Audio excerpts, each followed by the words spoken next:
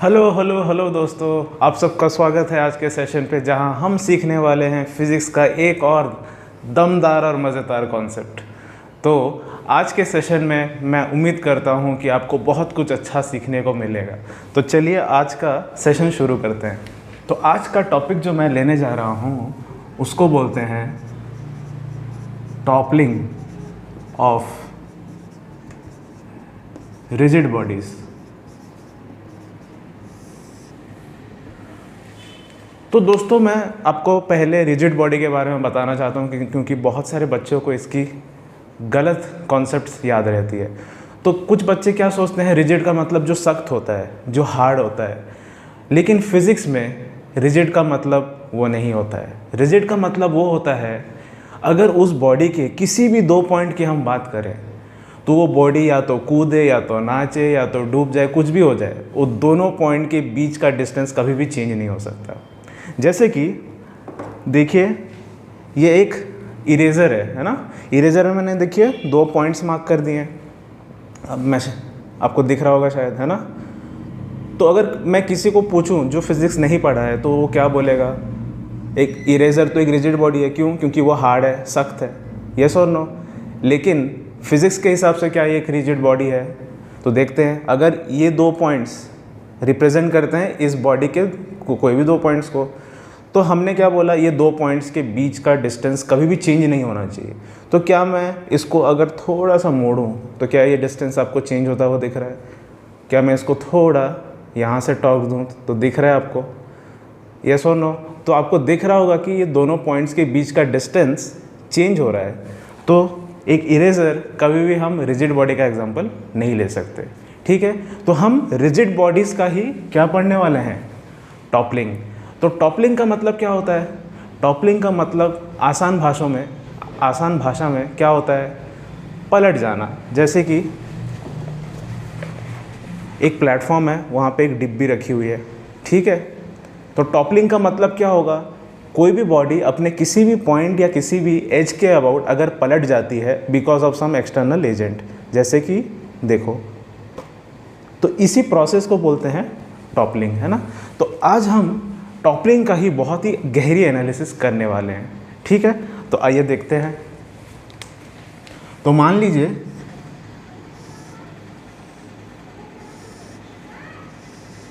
एक ब्लॉक रखा हुआ है। कहाँ पे रखा हुआ है?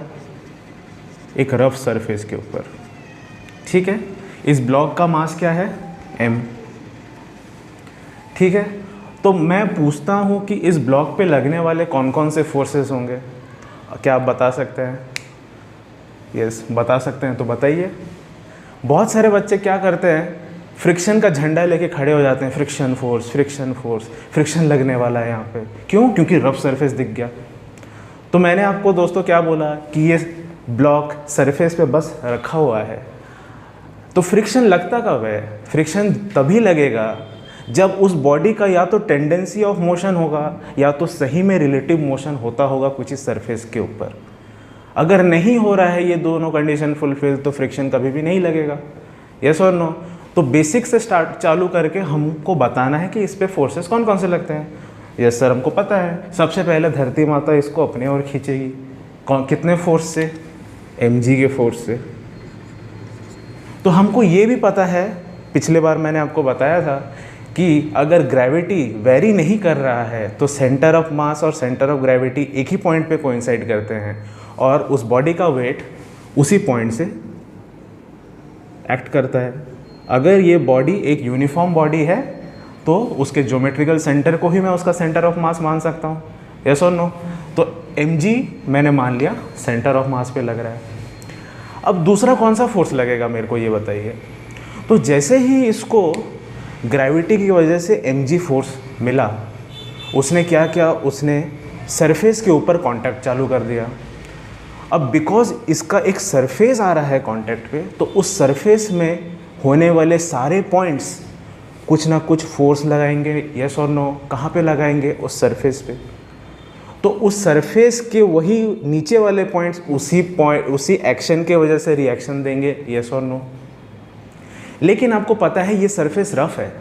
अगर सरफेस रफ है तो उसका प्लेन कांटेक्ट तो नहीं होगा, हमको ऐसा कांटेक्ट सोचना पड़ेगा, यस और नो, क्योंकि दोनों बॉडीज़ में इरेगुलरिटीज़ होंगी, इरेगुलरिटीज़ की वजह से इंटरलॉकिंग होगा, यस और नो। और वो इंटरलॉकिंग देख रहे हैं आप, कहीं पे ऐसा है, कहीं पे ऐसा है, तो रिएक्शन फोर्सेस सीधे नहीं लगने वाले हैं, रिएक्शन फोर्सेस कुछ ऐसे लगेंगे।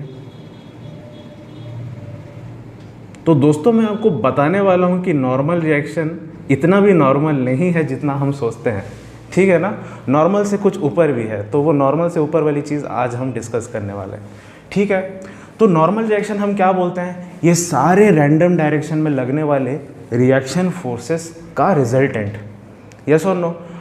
तो वो लगेगा कहाँ पे और किस डायरेक्शन में लगेगा। सर ये आप क्या पूछ रहे हैं सर, हम सबको पता है कि नॉर्मल रिएक्शन यही पॉइंट के ऊपर लगेगा और वर्टिकली ऊपर लगेगा। तो मैं आपका यही नोशन आज चैलेंज करने जा रहा हूँ कि हमेशा क्या ये सही होता है और यहाँ पे क्यों वो अपवर्ड ही लगेगा और क्यों इसी पॉइंट से लगेगा, आज हम उसको समझने वाले हैं, यस, ठीक है। तो मैंने बोला कि नॉर्मल रिएक्शन तो लगने वाला है, ठीक है। अब मेरे को पता नहीं कि वो ऊपर लगेगा या फिर साइड में लगेगा, क्योंकि कुछ स्टूडेंट्स मेरे को पूछते हैं कि सर नॉर्मल रिएक्शन ऐसे ही क्यों लग रहा है, ऐसे क्यों नहीं लग रहा है, यस और नो, क्योंकि ये सारे फोर्सेस के डायरेक्शन तो रैंडम है, यस और नो। तो नॉर्मल रिएक्शन अगर ऐसे लगता तो मैं उनको एक ही सवाल पूछता हूँ, अगर एक बॉडी रफ के बजाय एक स्मूथ सरफेस पे रखी होती, ठीक है, और इसका mg नीचे लगता, मान लेते हैं कुछ टाइम के लिए कि नॉर्मल रिएक्शन कुछ एंगल पे लग रहा है, ठीक है, तो क्या मैं बोल सकता हूँ कि उसका एक cos थीटा कॉम्पोनेंट इधर आएगा और एक sin थीटा का कॉम्पोनेंट ऊपर आएगा, यस। हम ये तो मान सकते हैं, चलो ठीक है, कि n sin थीटा का कॉम्पोनेंट mg को बैलेंस कर देगा क्योंकि वो रेस्ट पे है, ठीक है, लेकिन n cos थीटा का कंपोनेंट को बैलेंस करने के लिए कोई फोर्स तो है ही नहीं, क्यों, क्योंकि इसको मैंने स्मूथ मान लिया है। तो मैं ये कहना चाहता हूँ, क्या आपको ऐसा लगता है कि एक स्मूथ सरफेस के ऊपर अगर मैंने एक ब्लॉक को रख दिया तो क्या वो आगे भागना चालू कर देती है, नहीं करती है ना, नहीं करती है का मतलब क्या है, ये कंपोनेंट कभी आना ही नहीं चाहिए, ये कंपोनेंट कभी आना नहीं चाहिए, और कभी आना नहीं चाहिए मतलब क्या है, नॉर्मल रिएक्शन को इसको परपेंडिकुलर होना चाहिए, यस और नो, क्योंकि n cos थीटा अगर 0 हो जाएगा तो थीटा 90 हो जाएगा, यस और नो, तो ये थीटा को 90 होना ही पड़ेगा। समझ में आ रहा है। तो हमको यहाँ ये पता लगा कि नॉर्मल रिएक्शन कभी भी एंगल में तो नहीं आ सकती, ठीक है। अगर एंगल में नहीं आएगी तो कैसे आएगी, एकदम वर्टिकली अपवर्ड आएगी, ठीक है, ये तो हमें पता लग गया। लेकिन ये यहीं पे एक्ट करेगी ये हमको कैसे पता, ये तो यहाँ पे भी एक्ट कर सकती है, ऐसे भी हो सकती है, ऐसे भी हो सकती है, ऐसे भी हो सकती है, क्योंकि हर पॉइंट हर कंडीशन में n = mg सेटिस्फाई हो रहा है, यस और नो। ये बॉडी का ट्रांसलेशनल इक्विलिब्रियम है, हमने पिछले क्लास में पढ़ा था। ट्रांसलेशनल इक्विलिब्रियम का मतलब ऊपर वाली फोर्सेस नीचे वाली फोर्सेस बैलेंस्ड, राइट वाली फोर्सेस लेफ्ट वाली forces balanced, yes or no. तो n और mg को तो बराबर होना ही है। अब n यहाँ पे लगे तब भी n और mg तो बराबर ही होंगे, तब भी वो रेस्ट पे ही रहेगा, ऊपर तो नहीं जाएगा या नीचे नहीं आएगा, यस और नो। तो हमको कैसे पता कि वो यहीं से एक्ट कर रहा है, तो उसके लिए हमारे पास एक दूसरा कॉन्सेप्ट है जो कि हमने पिछले क्लास में डिस्कस किया था, जिसको बोलते हैं रोटेशनल इक्विलिब्रियम। तो रोटेशनल इक्विलिब्रियम क्या होता है दोस्तों, किसी भी बॉडी के ऊपर बहुत सारे फोर्सेस लग रहे हैं मान लीजिए, और वो बॉडी अपने किसी भी पॉइंट के अबाउट घूमना अलाउ करती है। वो बॉडी अपने किसी भी पॉइंट के ऊपर किसी भी पॉइंट के अबाउट घूमने के लिए कैपेबल है, रोटेट करने के लिए कैपेबल है, ठीक है। और अगर वो बॉडी घूम नहीं रही है तो क्या मैं बोल सकता हूँ कि वो सारे फोर्सेस के वजह से जो टॉर्क लग रहे होंगे वो सारे आपस में बैलेंस हो रहे होंगे। मतलब क्या मैं बोल सकता हूँ कि नेट टॉर्क ऐसे बॉडी के लिए ज़ीरो होगा, यस और नो। तो हमने क्या सीखा था, रोटेशनल इक्विलिब्रियम में net torque about any point उस बॉडी का ज़ीरो होता है, यस और नो। तो क्या ये बॉडी घूम रही है, ये बॉडी भी तो नहीं घूम रही है, मतलब ये रोटेशनल इक्विलिब्रियम में है। और अगर रोटेशनल इक्विलिब्रियम में है तो इस बॉडी के किसी भी पॉइंट के अबाउट नेट टॉर्क क्या होना चाहिए, ज़ीरो होना चाहिए। अब सबसे सिंपल पॉइंट मैंने क्या मान लिया, मैंने मान लिया कि centre of mass, yes or no, ये सेंटर ऑफ मास मैंने मान लिया। अब मेरे को ये बताइए कि mg का टॉर्क सेंटर ऑफ मास के अबाउट कितना है। वेरी गुड, ज़ीरो है कि नहीं है। क्यों ज़ीरो है, क्योंकि जिस पॉइंट के अबाउट रोटेशन हम लोग देख रहे हैं उसी पॉइंट के अबाउट ये फोर्स का लाइन ऑफ एक्शन पास कर रहा है, मतलब कोई परपेंडिकुलर डिस्टेंस नहीं है, तो टॉर्क ज़ीरो हो गया, यस और नो। इस बॉडी के ऊपर लगने वाला दूसरा कौन सा फोर्स है, करेक्ट, नॉर्मल रिएक्शन फोर्स। अब नॉर्मल रिएक्शन फोर्स इस बॉडी पे लग रहा है और दूसरा फोर्स था mg। mg का टॉर्क ज़ीरो हो चुका है और अगर इस बॉडी को रोटेशनल इक्विलिब्रियम में रहना है, अगर रोटेट नहीं करना है, तो नॉर्मल रिएक्शन की वजह से भी टॉर्क क्या होना चाहिए, ज़ीरो होना चाहिए। क्या आपको ये समझ में आया। तो अगर टॉर्क ज़ीरो होगा तो नॉर्मल रिएक्शन को इसी पॉइंट से पास करना पड़ेगा। क्या आपको समझ में आया। नॉर्मल रिएक्शन कहीं पे भी लग सकता था, लेकिन रोटेशनल इक्विलिब्रियम को लाने के लिए नॉर्मल रिएक्शन को सेंटर ऑफ मास से वर्टिकली पास होना पड़ा। क्या आपको ये बात समझ में आ रही है। इसी नॉर्मल रिएक्शन के नॉर्मल से ऊपर वाली खास बात हमने डिस्कस करी और यही वाली चीज़ हमको टॉपलिंग समझने में बहुत ही हेल्प करेगा। ठीक है, तो आइए हम टॉपलिंग के बारे में शुरू करते हैं। टॉपलिंग क्या करता है कि हमें टॉपलिंग करने के लिए हमने क्या देखा कि एक हमें फोर्स चाहिए होता है। ठीक है, तो मान लीजिए मैंने वो फोर्स दिया इसको, ठीक है, यस और नो। अब देखिए कि हॉरिजॉन्टल डायरेक्शन में इसके पास कोई भी एक्सटर्नल फोर्स नहीं था, अभी एक एक्सटर्नल फोर्स आ चुका है। मतलब क्या मैं बोल सकता हूँ, इस बॉडी का एक टेंडेंसी ऑफ मोशन आ चुका है हॉरिजॉन्टल डायरेक्शन में, यस और नो। और अगर ये टेंडेंसी आता है तो कौन जन्म लेता है, एग्जैक्टली फ्रिक्शन फोर्स जन्म लेता है। ठीक है, और अगर मैं मानूं कि ये अभी तक मूव नहीं किया है, अभी तक इसका हॉरिजॉन्टल डायरेक्शन में इक्विलिब्रियम है ट्रांसलेशनल, तो क्या मैं बोल सकता हूँ कि ये जो फ्रिक्शन होगा वो स्टैटिक फ्रिक्शन होगा, क्योंकि बॉडी का रिलेटिव मोशन अभी तक हुआ नहीं है। और क्या इक्विलिब्रियम के लिए इसको F के बराबर ही होना पड़ेगा, yes or no. Horizontal direction में हमने इक्विलिब्रियम किया, वर्टिकल डायरेक्शन में हमने इक्विलिब्रियम किया, तो उसमें से ये दोनों इक्वेशंस आते हैं। क्या आपको समझ में आ रहा है। अब देखिए हमको क्या करना है, टॉपलिंग करना है। तो मेरे को ये बताइए कि अगर ये बॉडी आपको दिख रहा है ना, रोटेट तो नहीं कर रहा है, मतलब क्या है, रोटेशनल इक्विलिब्रियम में है। और अगर रोटेशनल इक्विलिब्रियम में है तो इस बॉडी के किसी भी पॉइंट के अबाउट नेट टॉर्क क्या होना चाहिए, ज़ीरो होना चाहिए। तो मान लीजिए मैंने O पॉइंट को पकड़ा जो कि सेंटर ऑफ मास है इसका, ठीक है। अब मेरे को ये बताइए, अगर इस बॉडी का ये लेंथ A है और ये लेंथ B है, विड्थ B है, ठीक है, तो मेरे को ये बताए कि O पॉइंट के अबाउट एक्सटर्नल फोर्स का कितना टॉर्क है।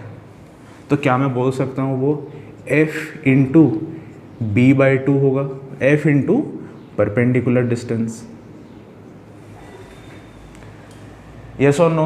और ये कौन से डायरेक्शन में होगा, ये इस बॉडी को क्या मैं बोल सकता हूँ क्लॉकवाइज घुमाना चाहती है, तो क्या मैं बोल सकता हूँ कि ये टॉर्क क्लॉकवाइज होगा, यस।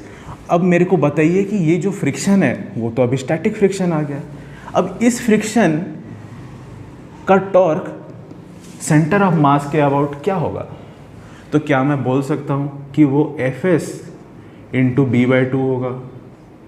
और क्या मैं ये भी बोल सकता हूँ कि ये फोर्स भी सेंटर ऑफ मास के अबाउट इस बॉडी को क्लॉकवाइज घुमाना चाहती है, यस बोल सकते हैं, यस और नो। और हमने क्या सोचा कि ये बॉडी तो रोटेशनल इक्विलिब्रियम में है, तो जितने भी फोर्सेस क्लॉकवाइज टॉर्क बना रहे हैं उसको काउंटर बैलेंस करने के लिए कुछ फोर्सेस ऐसे होने चाहिए जो कि एंटी क्लॉकवाइज टॉर्क बनाते हों, तभी तो ये बॉडी रोटेट नहीं करेगी, यस और नो। लेकिन हमने देखा कि नॉर्मल और mg दोनों ही सेंटर ऑफ मास से पास कर रहे हैं, यस और नो, मतलब दोनों का ही torque about the centre of mass तो ज़ीरो हो गया। तो मतलब एक नेट टॉर्क आ रहा है इसके पास क्लॉकवाइज डायरेक्शन में, लेकिन बैलेंस करने के लिए कोई फोर्स ही नहीं है कि कोई भी फोर्स का टॉर्क जीरो आ रहा है। तो यहाँ पे हमको ये समझना है कि पिछले केस में नेट टॉर्क को ही बैलेंस करने के लिए नॉर्मल रिएक्शन को सेंटर ऑफ मास से पास होना पड़ा था। यस और नो, ये कभी भी मैंडेटरी नहीं है कि नॉर्मल रिएक्शन हमेशा सेंटर ऑफ मास से पास हो। तो इस कंडीशन में एक योद्धा पैदा होता है जो कि है नॉर्मल रिएक्शन। वो अपना लाइन ऑफ एक्शन को शिफ्ट कर देता है। कैसे शिफ्ट करता है? ऐसे शिफ्ट करता है कि उसके वजह से जो टॉर्क आए वो कैसा हो, एंटी क्लॉकवाइज डायरेक्शन में हो। तो क्या मैं बोल सकता हूँ कि नॉर्मल रिएक्शन अपना पोजीशन चेंज करके कुछ राइट साइड में शिफ्ट हो जाता है? क्या आपको दिख रहा है ये? और अगर ये राइट साइड शिफ्ट हो जाता है तो क्या मैं बोल सकता हूँ कि नॉर्मल रिएक्शन सेंटर ऑफ मास के अबाउट अभी एक एंटी क्लॉकवाइज टॉर्क बना सकता है, जो कि क्या होगा, जो कि इसी क्लॉकवाइज टॉर्क को बैलेंस करेगा। क्या आपको समझ में आ रहा है नॉर्मल रिएक्शन कितना खास है?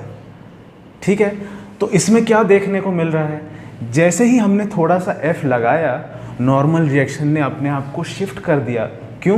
क्योंकि उसको एक नेट क्लॉकवाइज टॉर्क मिल रहा था जिसको बैलेंस करना बहुत ही ज़रूरी था रोटेशनल इफेक्ट को इक्विलिब्रियम में लाने के लिए। Yes or no? अभी मान लीजिए मैंने, तो क्या मैं Fs को यहाँ पे थोड़ा सिंप्लीफाई कर लेते हैं। Fs को क्या मैं यहाँ पे F ही लिख सकता हूँ?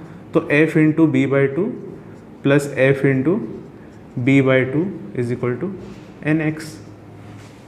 तो क्या आपको दिख रहा है कि जैसे जैसे मैं F बढ़ाऊँ वैसे वैसे NX का भी वैल्यू बढ़ना चाहिए? क्या आपको नहीं लगता कि N अपना वैल्यू तो चेंज ही नहीं कर सकता?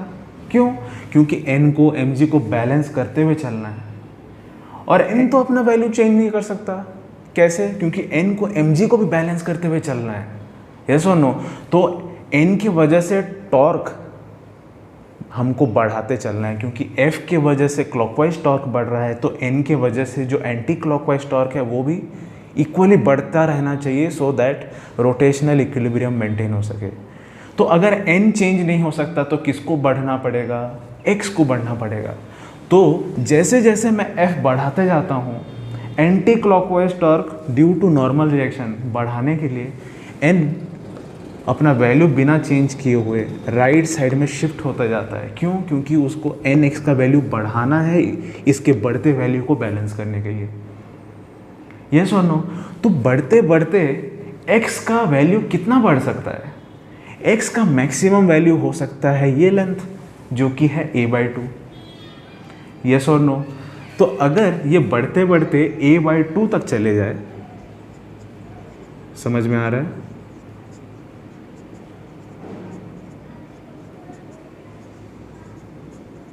तो उस कंडीशन पे जो फोर्स होगा, क्या आपको नहीं लगता कि टॉपलिंग करने के लिए जस्ट शुरुआत हो गई होगी? तो जब x अपना मैक्सिमम वैल्यू ले लेता है, कितना? a/2, तो क्या आपको नहीं लगता कि n मैक्सिमम टॉर्क प्रोड्यूस कर रहा होगा? और वो मैक्सिमम एंटी क्लॉकवाइज टॉर्क कितना हो सकता है? n into a/2। लेकिन एक्सटर्नल एजेंट जो है उसका वैल्यू तो अभी भी बढ़ सकता है कि नहीं बढ़ सकता है? तो मैं क्या बोल सकता हूँ कि क्लॉकवाइज टॉर्क बढ़ सकता है, लेकिन एंटी क्लॉकवाइज टॉर्क का मैक्सिमम वैल्यू रीच हो चुका है। Yes or no? तो अगर F into b/2 plus F into b/2 जो क्लॉकवाइज टॉर्क है, इसका वैल्यू अगर मैक्सिमम एंटी क्लॉकवाइज टॉर्क से बड़ा हो जाए, तो क्या मैं बोल सकता हूँ कि टॉपलिंग पॉसिबल हो जाएगा? Yes or no? तो यहाँ से क्या मैं लिख सकता हूँ कि F greater than equal to n into a/2b, और n का वैल्यू क्या है? mg। तो F greater than equal to mg a/2b। Yes or no? तो क्या आपको दिख रहा है कि F का अगर मिनिमम वैल्यू mg/a/2 भी हो जाता है तो टॉपलिंग हो जाएगा। Yes or no? तो यहाँ पे हमने एक बहुत ही बड़ा एजम्पशन लिया है। आपको दिख रहा होगा कि पूरे टॉपलिंग के एनालिसिस में हमने हमेशा फ्रिक्शन को स्टैटिक माना हुआ है। Yes or no? क्योंकि देखो, फ्रिक्शन ज़रूरी है क्या स्टैटिक हो? क्या ऐसा नहीं हो सकता कि हम उसको टॉपलिंग करने की कोशिश करने के वक्त यहाँ का फ्रिक्शन काइनेटिक हो जाए? मतलब क्या, स्लिपिंग भी तो पॉसिबल है। Yes or no? मान लीजिए ये बॉडी को मैं टॉपल करना चाहता हूँ, लेकिन टॉपलिंग के दौरान इसका नीचे वाला सरफेस स्लिप हो जाए, टॉपलिंग के दौरान इसका नीचे वाला ब्लॉक स्लिप हो जाएगा। अगर स्लिप हो जाएगा, ध्यान से सुनिए, अगर स्लिप हो जाएगा तो क्या आपको नहीं लगता कि ये जो स्टैटिक फ्रिक्शन है वो अभी काइनेटिक फ्रिक्शन में चेंज हो जाएगा? Yes or no? और अगर ये काइनेटिक फ्रिक्शन में चेंज हो गया तो काइनेटिक फ्रिक्शन का वैल्यू तो स्टैटिक फ्रिक्शन के मैक्सिमम वैल्यू से कम होता है। तो मतलब क्या मैं बोल सकता हूँ कि ये जो क्लॉकवाइज टॉर्क है उसका वैल्यू थोड़ा कम हो जाएगा। और अगर उसका वैल्यू कम हो गया मतलब क्या, एन का एंटी क्लॉकवाइज टॉर्क ज़्यादा हो जाएगा और वो वापस आ जाएगा, टॉपल ही नहीं हो पाएगा। Yes or no?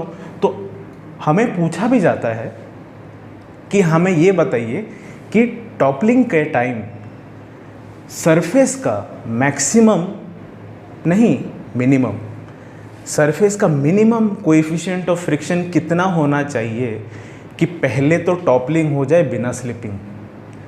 समझ में आ रहा है?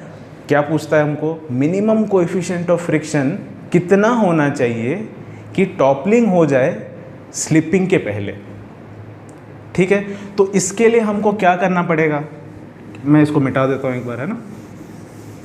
तो इसके लिए हमको क्या बोलना पड़ेगा कि स्लिपिंग अगर हमको नहीं होना देना है तो हमको हमेशा क्या बोलना है कि जो अप्लाइड फोर्स है ये हमेशा स्टैटिक फ्रिक्शन के मैक्सिमम वैल्यू से कम होना चाहिए। अगर इसने अपने लिमिटिंग फ्रिक्शन के वैल्यू को क्रॉस कर लिया तब तो स्लिपिंग हो जाएगा। Yes or no? तो F हमेशा क्या होना चाहिए? Maximum value of static friction से कम होना चाहिए। Maximum value of static friction क्या होता है? लिमिटिंग फ्रिक्शन, जिसको हम लोग क्या लिख सकते हैं? म्यू इंटू एन लिख सकते हैं। Yes or no? तो क्या n को हम लोग mg लिख के म्यू इंटू mg हो सकता है कि नहीं? अब हमें टॉपलिंग करना है, मतलब क्या, F का वैल्यू mg/a/2 भी तो होना ही चाहिए क्योंकि यही मिनिमम फोर्स था ना टॉपलिंग होने के लिए। लेकिन ये जो फोर्स है टॉपलिंग के लिए ये मैक्सिमम वैल्यू से कम होनी चाहिए। क्यों? क्योंकि हमको स्लिपिंग होने नहीं देना है। Yes or no? तो इसको जब हम सॉल्व करेंगे तो आपको दिख रहा है क्या कि mu greater than equal to a/2 भी आ जाएगा।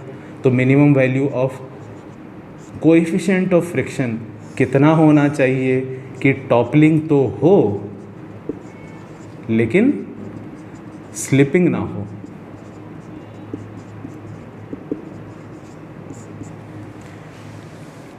क्या आपको समझ में आया कि हम इस केस में टॉपलिंग होने दे रहे हैं लेकिन स्लिपिंग नहीं होना चाहिए, क्योंकि स्लिपिंग होने से स्टैटिक फ्रिक्शन बदल जाता है काइनेटिक में और एंटी क्लॉकवाइज टॉर्क जो कि नॉर्मल रिएक्शन प्रोड्यूस कर रहा है वो डोमिनेट करने लग जाता है, तो टॉपलिंग नहीं हो पाता है।